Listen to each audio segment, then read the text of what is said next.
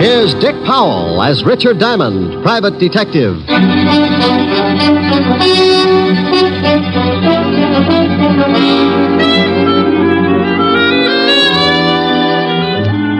Hello there. This is Diamond. Hey, what about this heat? I can think of a lot of times I've been uncomfortable, but this runs itself right up to the top of my list. But the only thing good I can say about it, get your laundry dry in a hurry.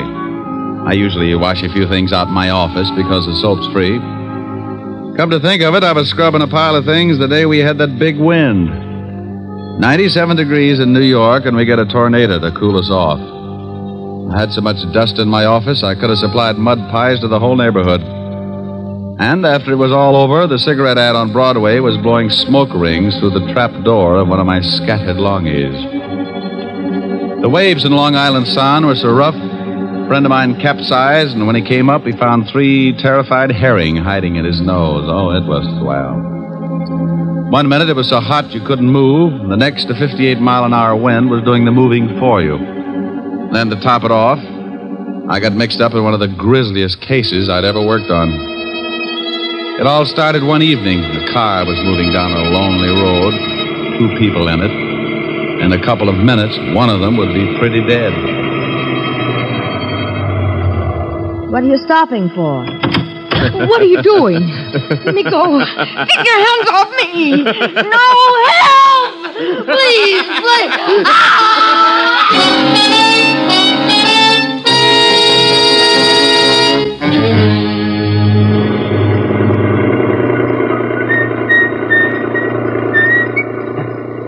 Hey, Ed. Huh? Stop the car a second. What for? Thought I saw something lying back there on the road. So what? Probably a dead dog. No. Hold it. Too big to be a dog. Oh, for Pete's sake. Back it up about 20 yards.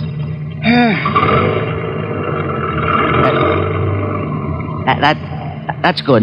Okay, where is it? Right over there. Yeah. Hey, come on. Hey.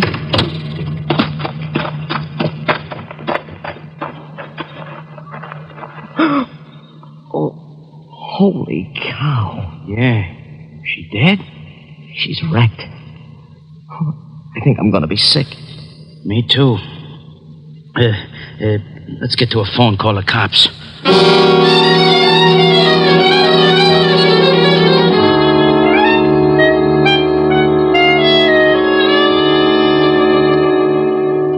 Knit 1, purl 1. Knit 1, purl 1. Ah, there, you little fiend. Now, what does it say about the heel? Turn the heel. Oh, I dropped a stitch. Now I gotta go back and pick it up again. Yeah? Rick, what's the matter? Oh, Miss Asher? You and your bright ideas. What did I do? You did plenty. I'm a nervous wreck. What from? You remember you said I ought to take up something to keep me busy in the office? Yes. You remember you mentioned knitting? Oh, no. Oh, yes.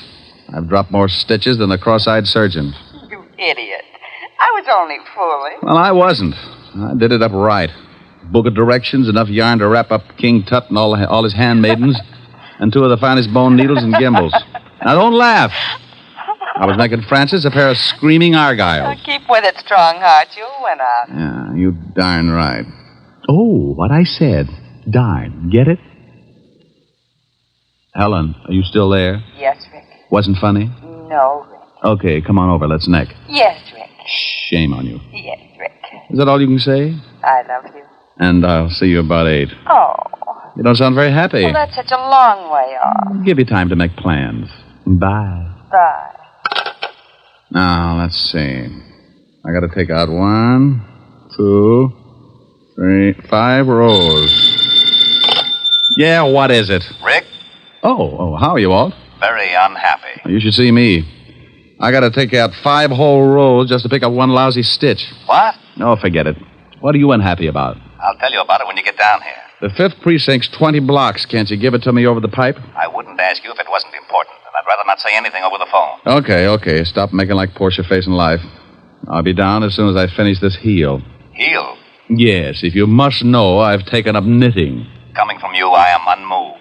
I don't care if you're building Sergeant Otis a fur-lined money belt. Get down here as fast as you can. All right, Walt. But you'll be sorry when it starts getting cold again, and I won't knit you a sweater to cover your little old blue stomach. Oh. Bye, Walt.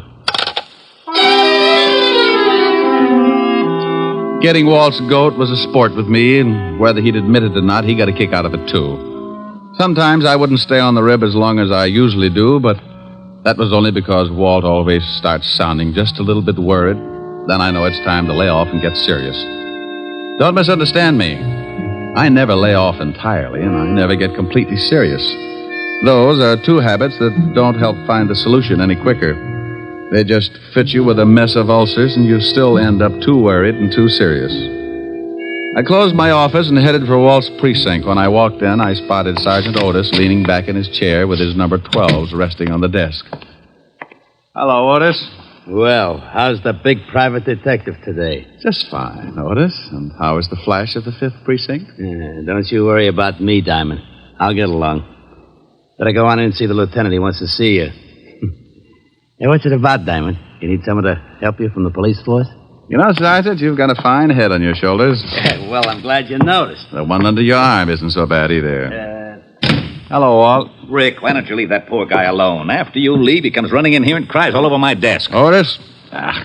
He wouldn't shed a tear if he was standing in an onion warehouse watching his grandmother set fire to herself. Yeah, well, give him a rest for a while. I got a big problem I want to talk to you about. All right, Walt. What's on your mind? Well, I don't know quite how to give it to you. It isn't strictly kosher for the police force to go around asking for help. Now, wait a minute. I don't want any apology routine. If you want a favor, you came to the right boy, and you know that goes without saying. Yeah, I guess I do. But this is a pretty big favor, Rick. The commissioner's on my back. So is everyone else that's got anything to do with this city's government. Sounds rough.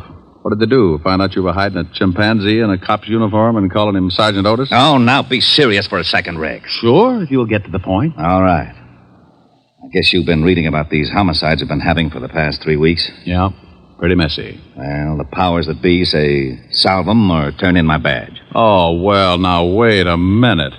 Don't they know that this is the toughest kind of a killing? The killer's obviously got a lot of screws loose, and a maniac doesn't need a motive to kill. Don't those swivel chair bigwigs know that a crime without motive is the toughest job in the world to crack? Sure, they know all that, but the public and the press is yelling its head off, so the pressure is on. Well, what do you want me for? You've got one of the best departments in the state. When you were on the force, it was the best department in the state. Now you stop that. Then stop twisting my arm. What do you want? I want help. I've got to crack this case by next week, or I'm out of my ear. You're the best detective we had on the force, and you're the best private gumshoe in the city. Oh, that's better. Now, what about these killings? Each time they find some dame looking like the last of a hamburger sale. Oh, excuse me a minute, Rick. Yeah? Lieutenant? No, Jack the Ripper. What do you want, mallet head? We just got a report from a guy out in the River Road. Another one of them butcher killings. What? Yeah, some dame all hacked up and lying beside the road. Okay, get the car out. I'll meet you downstairs. Oh, did you hear that, Rick? Mm-hmm. Well, come on. You want me along? Of course. I can brief you about the whole setup on the way over. Oh, I don't know whether it's such a good idea to get mixed up in this. Why not?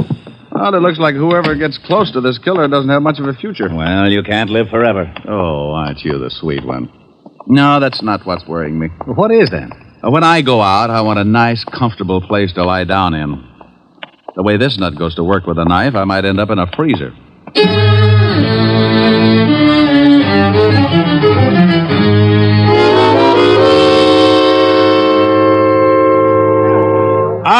All right, everybody's back. Go on through, Lieutenant. Show him your biceps, Otis. Comic. How did all these people get out here? This is 10 miles from anything. Someone must have heard me call the police. When I left the phone booth, the whole crowd followed me out here. Who are you? My name's Ed Cody. Me and my friend here found the body. Where is it? Right over here, Walt. Well, how does it look? The way you thought it would. Oh, Otis. Yeah, Lieutenant. Yeah, here's your bicarb. Now you see what I'm up against, Rick. Pardon me. This is the third killing like this in 3 weeks. Oh, I don't feel too good. Let's walk over this way. Yeah. Cody, you and your friend come along. We want to ask some questions. Yeah, okay. Yeah. Well, whoever the guy is that's pulling these murders is a complete lunatic. Now, do y'all like that, Walt? You should have seen the last one. How'd you guys happen to spot the body? Oh, well, I saw it first, and I told Ed here. Yeah. We were just driving along when Max spotted something lying beside the road. I backed her up, and we got out. I saw what it was. I left Mac here, went back to town to call you. What's your full name, Mac? McCarthy, John McCarthy. Okay. What are you doing, Rick? Looking at the road. Hey, that's your car up there, Cody? It's Max. I was just driving. You went ahead how far? Oh, I'd say about 20 yards. Then we backed up and left the car where you see it now. You won't find much even if the road is soft. Their car and any other car would have blocked out the killer's tracks. Maybe he didn't use a car. Maybe he walked her out this way and then killed her. No, this place is 10 miles from anything. He drove, all right. This crowd has ruined any footprints for sure. Oh, here come the boys. Come on, Rick. As soon as they start examining things, we can get back to the station. Yeah, I want to go through the whole file on the last 2 killings. You won't find much. Well, a change of reading never hurts anyone. I'm getting tired of reading those dime novels. Too bloody.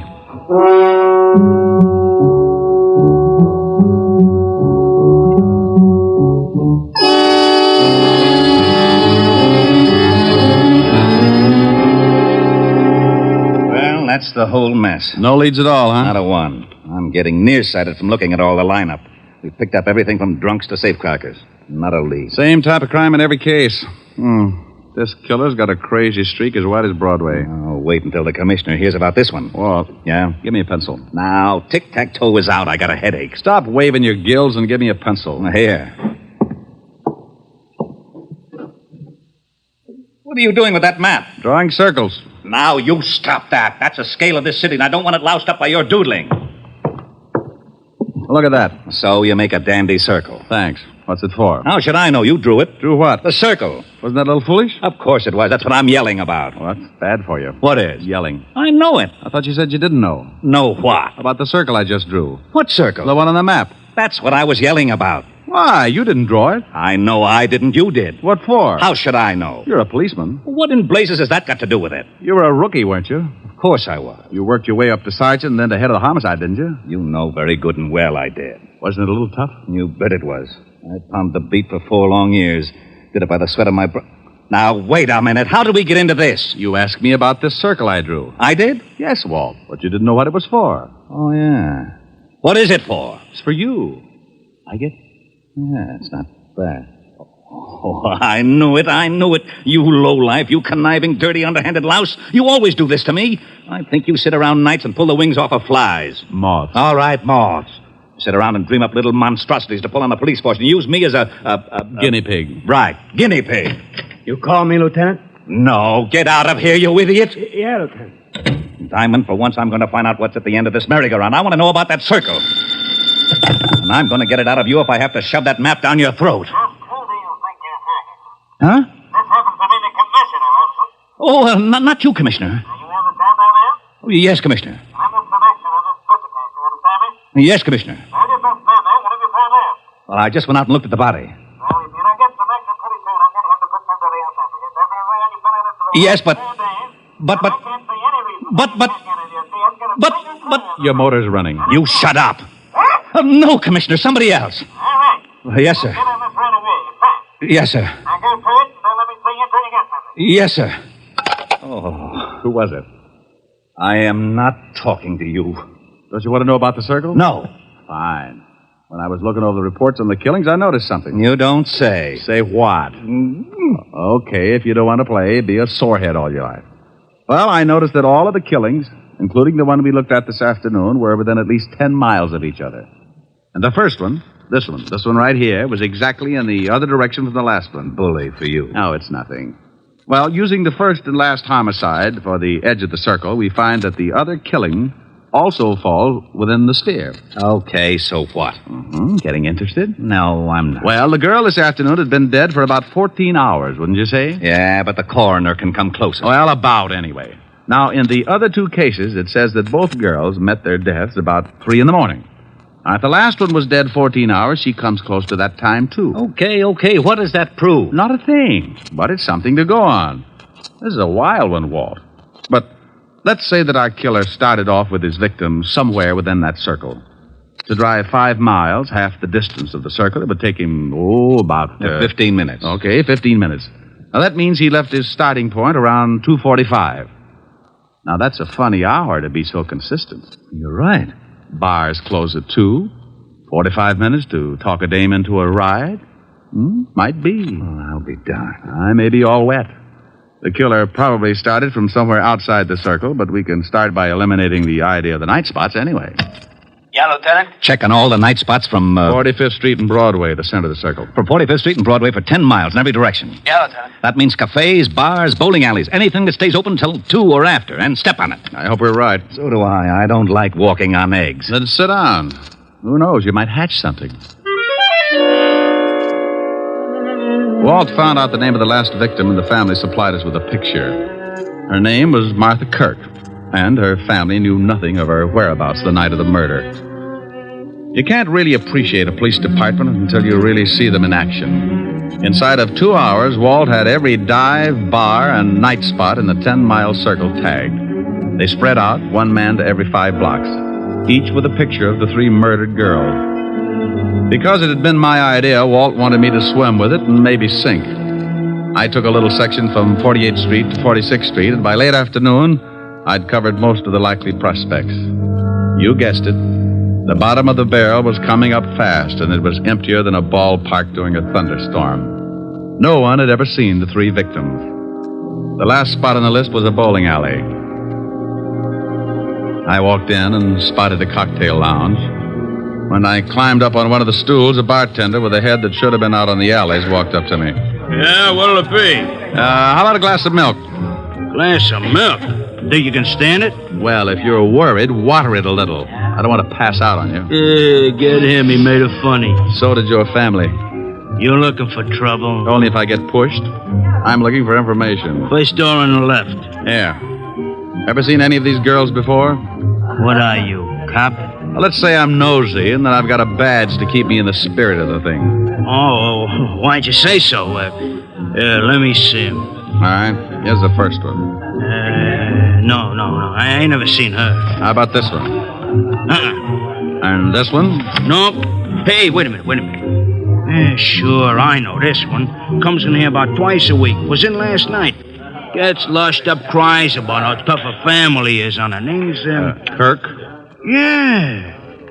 Martha Kirk. Nice looker. She was.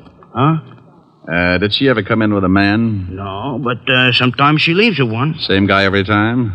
No. Do you remember her leaving with a man last night? Yeah. Come to think of it, she did. What time? No, about 2:15. We stopped serving at 2 right on the dot. That we do. That you do, yeah. Okay. Think you'd know the guy if you saw him again? Oh, sure. He comes in a couple times a week, too. I seen him pick up a couple of strays. I guess you call him a wolf. Yeah, with a hatchet. Huh? No, forget it. Where's your phone? Right over there. Hey, here, use a slug. It's on the house, officer. Thanks. Hope nothing's happened to Martha. She was a rotten drunk. What a wonderful kid. She was, huh?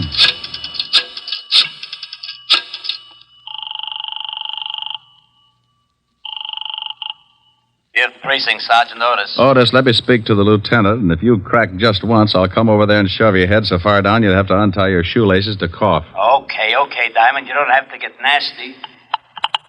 Lieutenant Levinson, You can forget about retiring, Walt. you got something? Yeah, looks like. What did your boys turn up? Nothing yet. What is it, Rick? Don't play games now. Get over to 47th and 9th, the bowling alley in the middle of the block. I'm in the bar. Want me to bring the boys? No. This is one we've got to play quietly. I don't want to scare our ghoul off. I'll be right down. Hey, what about that milk? Huh? Oh, yeah, coming up. Hey, is there going to be a pinch? There is, Buster. There certainly is.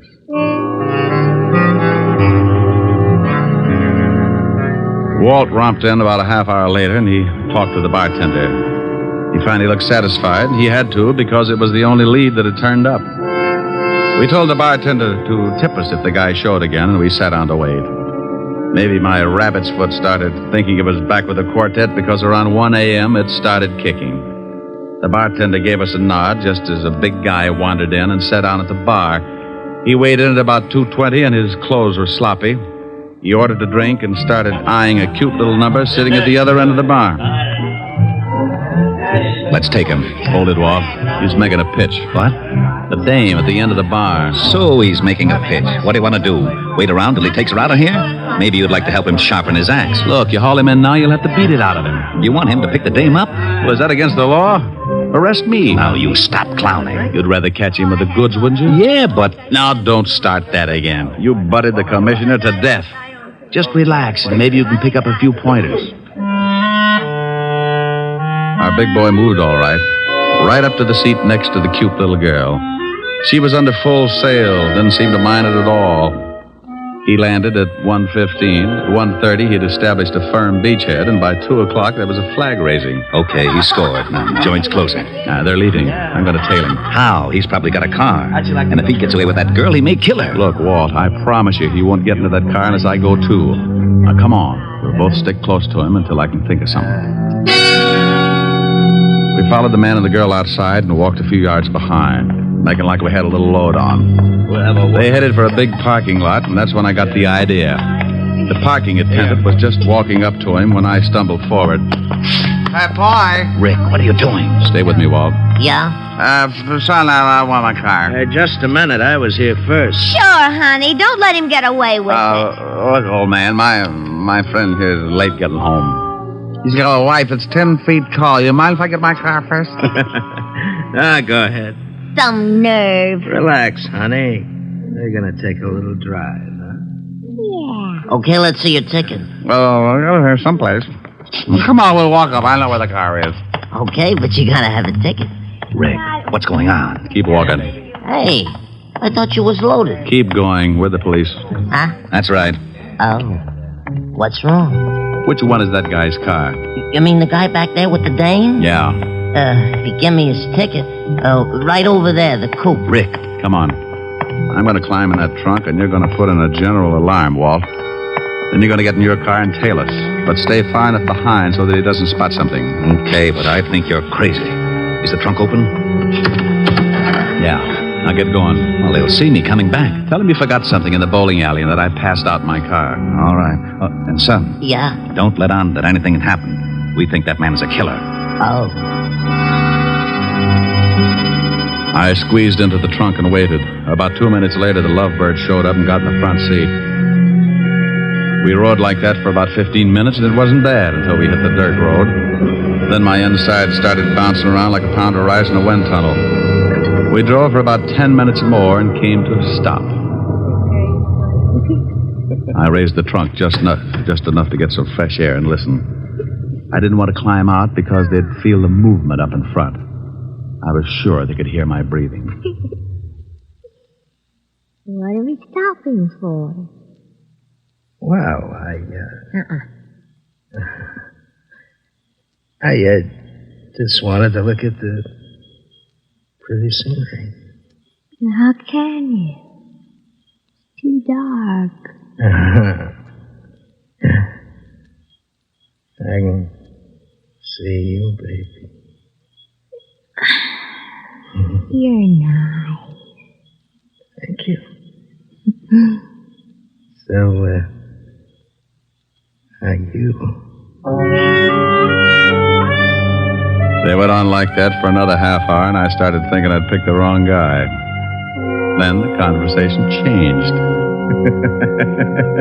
What's the matter? What's so funny? Don't you know? No, and I don't like the way you're acting. Women. That's what's funny. They're all the same. Huh? Just like my wife. She was like all the other women. Hey, let's get out of here. You're talking funny. Funny? Yeah. See a man and you like him. Any man. You're all alike. Now you stop that. I just came along Come because... here. No, you let me go. You ain't no different. Come here. No, stop that. Let me get out of the car. Sure. Go ahead, go ahead. I don't want no blood stains on the seat anyhow. Go on, run. I'll catch you. That tore it right down the middle. I rolled out and didn't forget to take my .38 along. I spotted him in the moonlight, moving after her like a big animal. He was laughing. I could see something in his hand. It was a knife. She She tripped and fell, and he moved in. She gave me goosebumps bigger than grapefruit. When he was nearly on top of her, I closed in. Okay, hold it! Help! You shut up! Drop the knife! I'll kill her! I'll kill her like the rest of us! I'll kill her, too!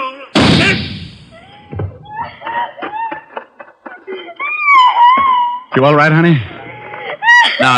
No. Just take it easy. Take it easy. It's all over. I'm so glad you got here. Come on now. Let's get back to the car. Easy. You sure you're all right, dear? You know something? No, what? I think that man was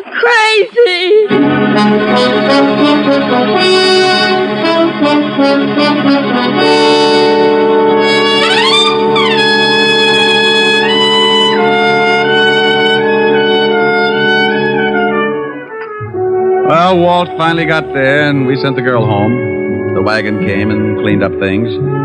I found out later that Walt was blessed by the commissioner, and I got an assist. I needed calming down, so I stopped off at 975 Park Avenue, the home of the best remedy for bruised nerves I knew of. Oh, good evening, sir. Good evening, Francis. Is Miss Asher in? Yes, sir. She's in the study, knitting. Knitting? Knitting. Thank you, Francis. Knit one, purl, two. Knit one, purl, two. That's like taking stupid pills. Rick. Hello, baby. Oh, look what I've gotten into. I'm a nervous wreck. Oh, that'll teach you. What are you building?